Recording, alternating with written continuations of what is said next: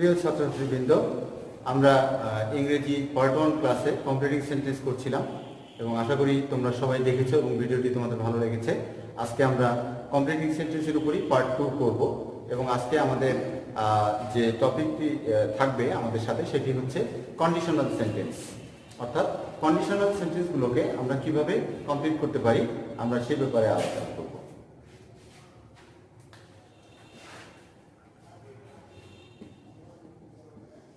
Conditional sentence,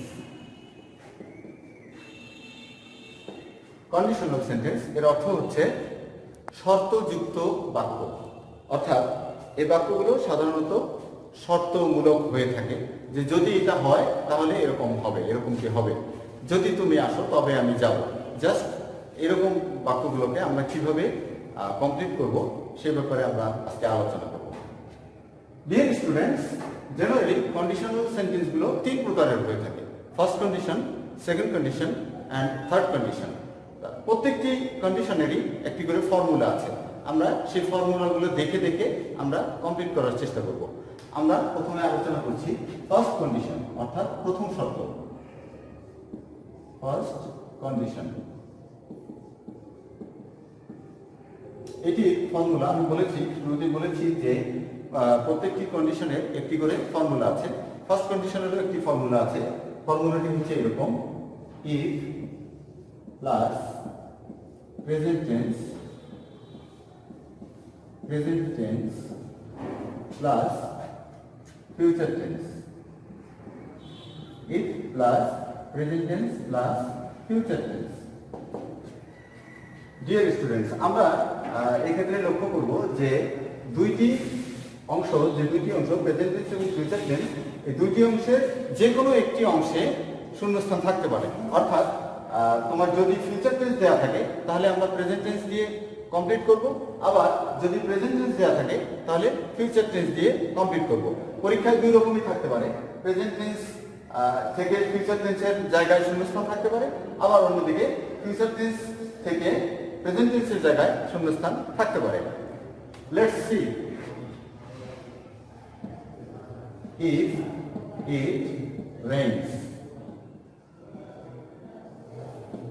যদি বৃষ্টি হয়, যদি বৃষ্টি আসে, আমরা দেখতে পাচ্ছি এখানে if plus present tense subject আছে। আমরা থার্ড পারসন সিঙ্গুলার নাম্বারের জন্য s বাই s দিয়ে দিয়েছি, এটি প্রেজেন্ট ইনডিফারেন্ট টেন্সের নিয়ম। তো আমরা এখানে পাচ্ছি if প্লাস প্রেজেন্ট অংশটি পেয়ে গেছি, অর্থাৎ আমাদেরকে এখন যেটা পূরণ করতে হবে সেটি হচ্ছে ফিউচার টেন্স দিয়ে করতে হবে এবং সেটা অবশ্যই পূর্ণাঙ্গ একটি বাক্য দিয়ে করতে হবে। কারণ কি পূর্ণাঙ্গ বাক্য আমরা এই কারণেই দিব যে প্রত্যেকটা কন্ডিশনাল সেন্টেন্সই কিন্তু কমপ্লেক্স সেন্টেন্স, আর কমপ্লেক্স সেন্টেন্স মানেই আমরা জানি একাধিক সাবজেক্ট থাকতে হবে এবং একাধিক ভার্ব থাকতে হবে। এক্ষেত্রে আমরা দেখতে পাচ্ছি ইট একটি ভার্ব দেওয়া আছে, একটি সাবজেক্ট দেওয়া আছে এবং রেইনস একটি ভার্ব দেওয়া আছে। তাহলে আমাদেরকে পূরণ করতে হচ্ছে আরেকটি সাবজেক্ট এবং আরেকটি ভার্ব দিয়ে, এবং সেটা অবশ্যই তার আগের অংশের সঙ্গে সামঞ্জস্য পূর্ণ হতে হবে। ইফ ইট রেইনস, যদি বৃষ্টি হয় বা বৃষ্টি আসে, I shall not go out of home. I shall not go out of home. If it rains, I shall not go out of home. আমরা এখানে দেখতে পাচ্ছি যে প্রেজেন্ট অংশটি দেয়া আছে, বিধায় আমরা ফিউচার অংশ দিয়ে পূরণ করেছি। আবার অন দ্য আদার হ্যান্ড অন্যরকম থাকতে পারে, ফিউচার অংশটি দেয়া থাকতে পারে এবং প্রেজেন্ট অংশটি দিয়ে তখন আমাদেরকে পূরণ করতে হবে। যেমন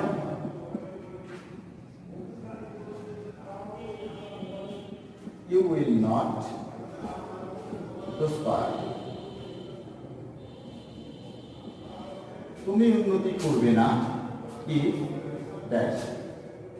প্রিয় ছাত্রছাত্রী, আমরা এখানে দেখতে পাচ্ছি যে ফিউচার অংশটি দেয়া আছে, তাহলে আমাদেরকে অবশ্যই বাকি অংশটি প্রেজেন্ট টেন্স দিয়ে করতে হবে এবং পূর্ণাঙ্গ বাক্য দিয়ে। ইফ দুঃখিত, you will not prosper, তুমি উন্নতি করবে না, if you don't study regularly।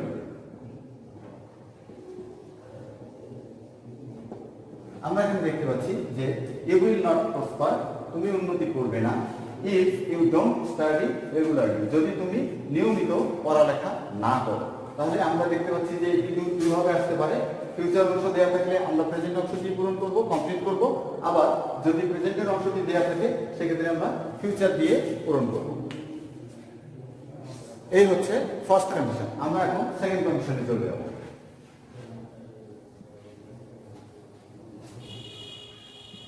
Dear students, আমি একটি মেসেজ দিতে চাই, সেটা হচ্ছে যে গ্রামার এমন একটা জিনিস যে এটি শুধুমাত্র শিখে বসে থাকলে, ঘরে বসে থাকলে হবে না। তোমাদেরকে অবশ্যই আমি যে গ্রামারগুলো করাচ্ছি বা যে গ্রামারগুলো তোমরা শেখো, সেই গ্রামারগুলো অবশ্যই বাসায় প্র্যাকটিস করতে হবে। এবং যদি তোমরা এটা প্র্যাকটিস না করো, খুব অল্প সময়ের মধ্যে, within a few days you will forget all of the items. তোমরা সব আইটেমগুলো কিন্তু ভুলে যাবে। তো আমি যে মেসেজটা তোমাদেরকে দিতে চাই সেটা হচ্ছে এগুলো করার পরে বা কোনো গ্রামার নতুন যদি তোমরা শিখে থাকো, শেখার পরে অবশ্যই তোমাদেরকে সেটা বাসায় নিয়মিত চর্চা বা প্র্যাকটিস করতে হবে। যেমন যা বলছিলাম যে আমরা সেকেন্ড কন্ডিশনে চলে যাব। সেকেন্ড কন্ডিশন আমি প্রথমেই বলে নিয়েছিলাম যে প্রত্যেকটি কন্ডিশনের একটি করে ফর্মুলা থাকে। আমরা প্রথম কন্ডিশনের ফর্মুলাটা দেখেছিলাম if plus present plus future. Second কন্ডিশনেরও একই রকম ভাবে একটি ফর্মুলা রয়েছে, সেটি হচ্ছে if plus past tense plus would. Dear students, তোমরা হয়তো লক্ষ্য করে থাকবে এখানে একটি বিষয় যেটা লক্ষণীয়, সেটি হচ্ছে যে কোনো কন্ডিশনের সঙ্গে কিন্তু কোনো কন্ডিশনের ফর্মুলার একটি অংশ মিলছে না। অর্থাৎ আমরা যে ফার্স্ট কন্ডিশন বলেছিলাম ওখানে কিন্তু আমরা পাস্ট টেন্সও পাইনি, উডও পাইনি, অর্থাৎ দুইটি টেন্সই ছিল আলাদা, ভিন্ন ভিন্ন। এটি একটি লক্ষণীয় বিষয়, মনে রাখবে যে প্রত্যেকটি কন্ডিশনের ফর্মুলায় প্রত্যেকটা টেন্স এবং প্রত্যেকটা স্ট্রাকচার কিন্তু অন্য কন্ডিশনালের ফর্মুলা থেকে সম্পূর্ণ রকম, টোটালি কমপ্লিটলি আলাদা, এটা মনে রাখতে হবে। If plus past plus would, আমরা ফার্স্ট কন্ডিশনের মধ্যে এখানে দেখবো যে কি দুইটি অংশেই শূন্যস্থান থাকতে পারে, পাস্টের অংশেও শূন্যস্থান থাকতে পারে, উডের অংশেও শূন্যস্থান থাকতে পারে। সেক্ষেত্রে আমরা কি করব, আমরা দেখবো যে যদি পাস্ট টেন্সের অংশটি দেওয়া থাকে তাহলে উড দিয়ে আমরা পূরণ করব, কমপ্লিট করব। আবার যদি উড দিয়ে অংশটি দেওয়া থাকে তাহলে আমরা কিন্তু পাস্ট টেন্স ব্যবহার করে বাক্যটি, ইনকমপ্লিট বাক্যটিকে কমপ্লিট করব। যেমন if he came dash, যদি সে আসতো, তাহলে আমরা দেখতে পাচ্ছি if প্লাস পাস্ট টেন্স এখানে দেয়া আছে। তাহলে আমরা যে বাকি অংশটি করব এটি কিন্তু অবশ্যই একটি কমপ্লিট বাক্য দিয়ে করব পূরণ, এবং সেখানে উড ব্যবহার করব। if he came I would go, উডের পরে ভার্বের কোনো পরিবর্তন হয় না, এটা মনে রাখতে হবে। I would go with him, উডটি হচ্ছে মডাল অক্সিলারি। সাধারণত মডাল অক্সিলারি গুলোর পরে ভার্বের কোনো পরিবর্তন হয় না। তো আমরা এখানে দেখতে পাচ্ছি যে পাস্ট টেন্সটি দেয়া আছে এবং উড দিয়ে আমরা পূরণ করেছি। সিমিলারলি একই রকম ভাবে উডের অংশটি দেয়া থাকতে পারে, দেন আমাদেরকে তখন কিন্তু পাস্ট টেন্স দিয়ে বাকি অংশটি কমপ্লিট করতে হবে। যেমন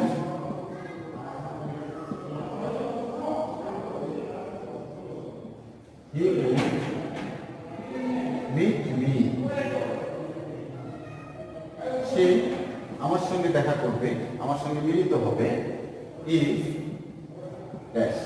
তাহলে আমরা দেখতে পাচ্ছি যে উডের অংশটি এখানে দেয়া আছে, তাহলে আমাদেরকে if এর পরে যে পাস্ট টেন্স ব্যবহার হয় আমরা এখন পাস্ট টেন্স দিয়ে একটি পূর্ণ বাক্য লিখব, এবং সেটা অবশ্যই তার আগের অংশের সঙ্গে সামঞ্জস্যপূর্ণ হতে হবে। he could meet me, সে আমার সঙ্গে দেখা করত if I called him, যদি আমি তাকে ডাকতাম। if I called him, সে আমার সাথে দেখা করত if I called him, যদি আমি তাকে ডাকতাম। এই ক্ষেত্রে আমরা ফার্স্ট কন্ডিশনের মধ্যে দেখতে পাচ্ছি যে দুইটি অংশই কিন্তু শূন্যস্থান থাকতে পারে। এক্ষেত্রে আমাদেরকে আগের অংশ দেখে পরের অংশ পূরণ করতে হবে। আমরা এখন চলে যাব থার্ড কন্ডিশন।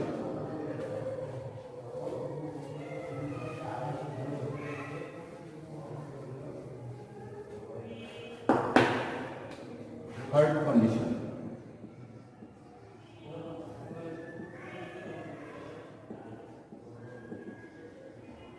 প্রিয় ছাত্রছাত্রী, আমরা দুটি কন্ডিশনালেরই আমরা দুটি ফর্মুলা পেয়েছি। the third condition is not an exception. Third condition কিন্তু এর বাইরে নয়। Third conditionেরও আমরা একটি ফর্মুলা পাবো, সেটি হচ্ছে if plus past perfect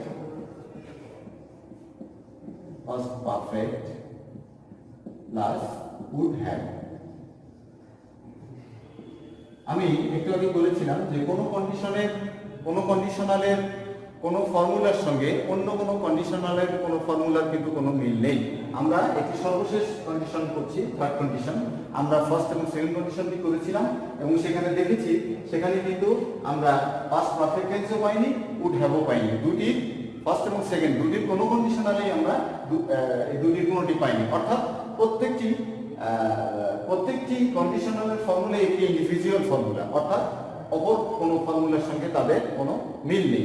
এক্ষেত্রেও আমরা দেখতে পাচ্ছি তাই যে পাস্ট পারফেক্টটি ফার্স্ট কন্ডিশনালেও ছিল না, সেকেন্ড কন্ডিশনালেও ছিল না। আবার উড হ্যাভ এটি ফার্স্ট কন্ডিশনালেও ছিল না, সেকেন্ড কন্ডিশনালেও ছিল না। আমরা এখন থার্ড কন্ডিশন থেকে করব এবং নিয়মটি যথারীতি একই রকম। সেটা হচ্ছে যে এক অংশ দেয়া থাকবে, অপর অংশ দিয়ে আমাদেরকে পূরণ করতে হবে। যদি পাস্ট পারফেক্ট অংশটি দেয়া থাকে তাহলে আমরা উড হ্যাভ দিয়ে পূরণ করব। আবার যদি উড হ্যাভ দেয়া থাকে, এই অংশটি দেয়া থাকে, তাহলে আমরা পাস্ট পারফেক্ট অংশটি পূরণ করব। যেমন if he had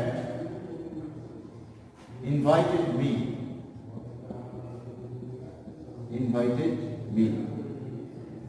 যদি সে আমাকে দাওয়াত করতো বা আমন্ত্রণ জানাতো তাহলে আমি কি করতাম? তাহলে অবশ্যই আমি দাওয়াতে যেতাম। বিষয়টি এই সেন্সে নিতে হবে। if he had invited me, আমরা দেখতে পাচ্ছি if এর পরে কিন্তু পাস্ট পারফেক্ট দিয়েছি। if he had dear students, এই ক্ষেত্রে আরেকটা জিনিস মনে রাখতে হবে, সেটা হচ্ছে টেন্স সম্পর্কে ক্লিয়ার কনসেপ্ট থাকতে হবে।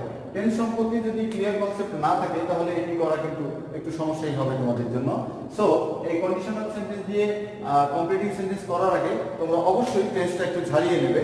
এবং ইন্টারমিডিয়েট লেভেলে আমরা জানি যে আমরা ধরেই নিই যে এই লেভেলের স্টুডেন্টরা টেন্স পারে এবং তারা টেন্সে ভালো করেছে, এটা ধরে নিই আমরা তাদেরকে এই আইটেমগুলো শিখিয়ে থাকি। if he had invited me, I would have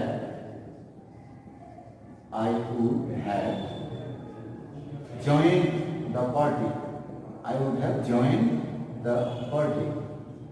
অর্থাৎ অর্থটি দাঁড়াচ্ছে এরকম যে যদি সে আমাকে আমন্ত্রণ জানাতো বা দাওয়াত করতো, I would have joined the party, আমি পার্টিতে যোগ দিতাম বা পার্টিতে যেতাম, পার্টিতে জয়েন করতাম। বিষয়টি এরকম। তাহলে আমরা দেখতে পাচ্ছি এখানে যে পাস্ট পারফেক্ট টেন্সটি দেয়া ছিল, বিধায় আমরা কি করেছি, উড হ্যাভ দিয়ে আমরা বাকি অংশটি পূরণ করেছি। এক্ষেত্রে উল্টোটা ধরতে পারে, সেটি হচ্ছে যে উড হ্যাভ দিয়ে দেয়া থাকবে পরীক্ষায়, আমাদেরকে তখন পাস্ট পারফেক্ট টেন্স দিয়ে পূরণ করতে হবে।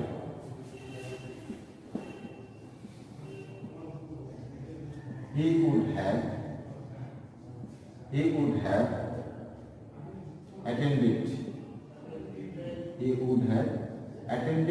the class, সে ক্লাসে উপস্থিত থাকতো if dash। তাহলে আমরা এখানে দেখতে পাচ্ছি would প্লাস have প্লাস ভাবে পাস্ট পার্টিসিপল দেয়া আছে। অর্থাৎ দ্যাট মিন্স আমি যেটা বলতেছি শেষের অংশটি দেয়া আছে, তাহলে আমাদেরকে প্রথমের অংশটি অর্থাৎ পাস্ট পারফেক্ট টেন্স দিয়ে এটি পূরণ করতে হবে। he would have attended the class, সেই ক্লাসে উপস্থিত হতো বা ক্লাস করতো। if যদি, তাহলে আমরা কি করব, আমরা পাস্ট পারফেক্ট দিয়ে পূরণ করব। এবং এই ক্ষেত্রে কিন্তু যদি তোমার পাস্ট পারফেক্ট সম্পর্কে ধারণা না থাকে তাহলে কিন্তু তুমি এটি করতে পারবে না বা তোমার জন্য করা অনেক কষ্টকর হয়ে যাবে। এই জন্যই আমি বলেছিলাম এর আগে যে তোমাদেরকে অবশ্যই এই কন্ডিশনাল সেন্টেন্স করতে গেলে অবশ্যই তোমাদেরকে টেন্স সম্পর্কে ধারণা থাকতে হবে। কারণ হচ্ছে ফার্স্ট কন্ডিশনে আমরা দেখেছি প্রেজেন্ট ইনডিফিনিট টেন্স এবং ফিউচার টেন্স। এক্ষেত্রে তুমি প্রেজেন্ট ইনডিফিনিট এবং ফিউচার টেন্স যদি না জানো তাহলে সেই ক্ষেত্রে তুমি কন্ডিশনালটি বুঝবে না বা বুঝতে কষ্ট হবে। আবার সেকেন্ড কন্ডিশনে আমরা দেখেছি ফার্স্ট ইনডিফিনিট টেন্স, এখানেও আমরা টেন্সের একটা খেলা দেখেছি। সো তোমাকে ফার্স্ট ইনডিফিনিট সম্পর্কে ধারণা থাকতে হবে। আবার থার্ড কন্ডিশনে এসে আমরা দেখতে পাচ্ছি ফার্স্ট পারফেক্ট টেন্স, অর্থাৎ এক্ষেত্রেও তোমাকে টেন্সের সাহায্য নিতে হবে। সো তুমি যদি টেন্সে দুর্বল হয়ে থাকো, এই আইটেমটি করার আগে তোমাকে অবশ্যই টেন্স সম্পর্কে ভালো একটা ধারণা নিয়ে এটি করতে বসতে হবে। যেমন যা করছিলাম, he would have attended the class, সে ক্লাসে উপস্থিত থাকবে যদি if he had, আমরা পাস্ট পার্টিসিপল been ব্যবহার করব। if he had been okay, অথবা if he had been fit, যদি সে সুস্থ থাকে, যদি সে ওকে থাকে, তাহলে সে ক্লাসে উপস্থিত থাকবে। প্রিয় ছাত্রছাত্রীবৃন্দ, আমরা কমপ্লিটিং সেন্টেন্স প্রথম পার্টে কমপ্লিটিং সেন্টেন্সের বেশ কটি আইটেম করেছিলাম। আজকে দ্বিতীয় ক্লাস হলো English second paper, HSC English second পেপারে। সেখানে আমরা দেখলাম যে কন্ডিশনাল সেন্টেন্সগুলো কিভাবে ইনকমপ্লিট থেকে কমপ্লিট করতে হয়। এবং আরেকটি বিষয় আমি বলতে চাই, এই কন্ডিশনাল সেন্টেন্সটি ইংরেজি গ্রামারের এমন একটি আইটেম যে এটি তোমরা কিন্তু রাইট ফর্ম অফ ভার্বসেও পাবে, রাইট ফর্ম অফ ভার্বসেও পাবে, এবং অন্যান্য আরও কিছু আইটেম আছে যেখানে এই কন্ডিশনাল সেন্টেন্সগুলো পাবে। অর্থাৎ আমি যেটা বলতে চাচ্ছি, কন্ডিশনাল সেন্টেন্স শুধুমাত্র তোমাদের জন্য কমপ্লিটিং সেন্টেন্সই ইম্পর্টেন্ট নয়, বরং রাইট ফর্ম অফ ভার্বস সহ অন্যান্য আরও কিছু আইটেম আছে যেখানে তোমরা দেখা পাবে। সো আমি যেটা মনে করছি সেটা হচ্ছে যে কমপ্লিটিং সেন্টেন্স হোক বা রাইট ফর্ম অফ ভার্বই হোক, তোমাদের এই দুইটি আইটেম করার জন্য অবশ্যই কন্ডিশনাল সেন্টেন্স সম্পর্কে ভালো ধারণা থাকতে হবে। এবং আরেকটি কথা শুরুতে বলেছিলাম যে তোমাদেরকে চর্চা করতে হবে, যে আইটেমগুলো তোমরা শিখছো অনলাইন ক্লাসের মাধ্যমে হোক বা ডিরেক্টলি ক্লাসে হোক, সেই আইটেমগুলো, গ্রামার আইটেমগুলো অবশ্যই বাসায় চর্চা করতে হবে। আমাদের ছেলেমেয়েদের গ্রামারে কম পারদর্শী হওয়ার অন্যতম কারণ হচ্ছে যে বাসায় চর্চা না করা। সবাই সুস্থ থাকো, ভালো থাকো, প্রয়োজন ছাড়া বাড়ির বাইরে যাবে না, এবং স্বাস্থ্যবিধি মেনে চলো। আল্লাহ হাফেজ।